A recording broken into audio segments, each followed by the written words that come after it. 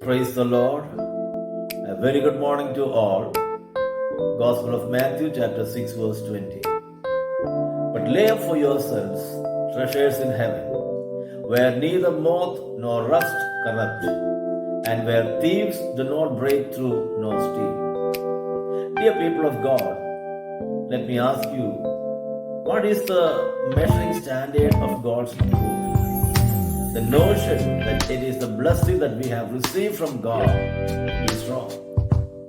So we worry about how we can be more blessed and looking for new ways to receive those blessings.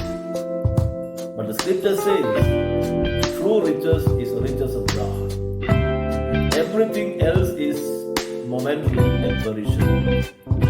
And the scripture says that all except two fell into the desert. So may we increase our treasures in heaven and store up for